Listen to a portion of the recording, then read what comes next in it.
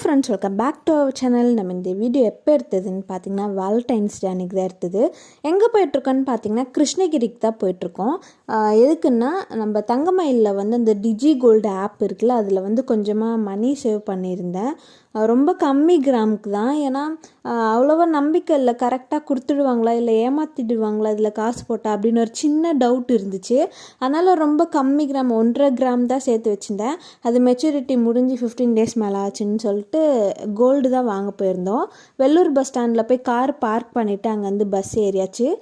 வெள்ளூர்லேருந்து 144 kilometre வந்துச்சுன்னு நினைக்கிறேன். ஆமாம், ட்ராவல் பண்ணி போய் தங்கமயிலில் வந்து கோல்டு பார்த்தாச்சு. ஃபஸ்ட்டு ரிங்கு அவருக்கு எடுக்கலாம், வேலண்டைன்ஸ் டே அன்றைக்கி ரிங்கு கொடுக்கலாம் அப்படின்னு தான் பிளான் பண்ணேன். ஆனால் அந்த கிராமுக்கு அவர் சைஸுக்கு இருக்காது அப்படின்னு சொன்னாங்க.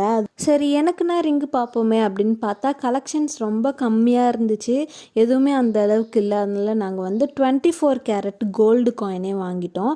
24 கேரட்டுன்றதுனால கோல்டு கொஞ்சம் கம்மியாகி 1 கிராமுக்கு வந்து கோல்டு காயின் வாங்கின்னு வந்தாச்சு.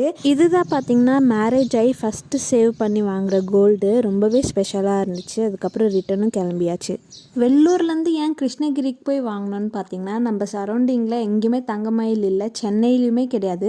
நான் வந்து ஒசூரில் இருக்குது, நம்ம ஒசூர் போனால் அங்கே போய் வாங்கிடுவோம் அப்படின்னு பிளான் பண்ணி தான் தங்கமயிலில் போட்டேன். ஆனால் நாங்கள் இப்போ வெள்ளூரில் இருந்ததால் கிருஷ்ணகிரி தான் நியர்பைன்னு சொல்லிட்டு கிருஷ்ணகிரிக்கு போய் வாங்கியாச்சு. அதுக்கப்புறம் வீட்டுக்கு வந்து ரீச் ஆகிட்டு ஃபஸ்ட்டு சாமிக்கிட்ட வச்சு கும்பிட்டோம். ஸோ டே இப்படி தான் போச்சு.